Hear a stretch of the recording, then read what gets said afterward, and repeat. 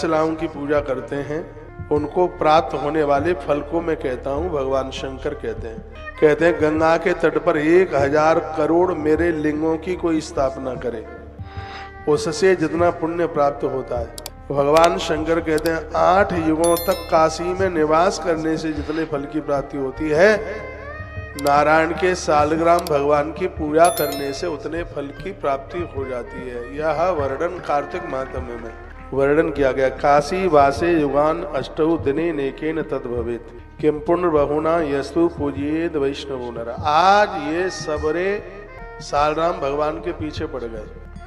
वैसे ही धर्म के ऊपर बड़ा कुठाराघात हो रहा है। बचे कुचे लोग हैं, उनको और तुम बोल दो कि ये मत करो, ये करो, माताओं को रोक लगा दो, सब कुछ बेचारी करने वाली वही है। ना तुम तुलसी की पूजा करो, ना हनुमान जी की पूजा करो, ना सालग्राम को पूजो, ना नर्मदेश्वर को पूजो। बस बच्चों को जन्म दे दो और घर में रोटी बना बना के सबको जिमाते रहो, इसलिए तुम्हारा जन्म हुआ है।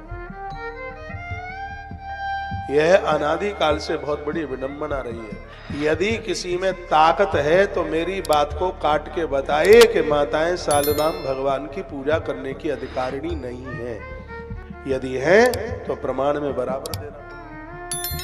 उसमें कंडीशन है, मैंने पहले भी बोली है और मैं आज भी बोल रहा हूं। चलो ठीक है, जिन्हें सालग्राम भगवान की पूजा करने का अधिकार नहीं। अरे हमारे ग्रंथ में तो ये लिखा है चौथे वर्ण को भी सालग्राम भगवान की पूजा का अधिकार है, कनिष्ठ वर्ण को। बस उसके घर में कोई मांस मदिरा ना खाने वाला हो, ना हो व्यभिचार करने वाला हो। यदि व्यभिचारी है तो ब्राह्मण भी पूजने का अधिकारी नहीं है सालग्राम भगवान।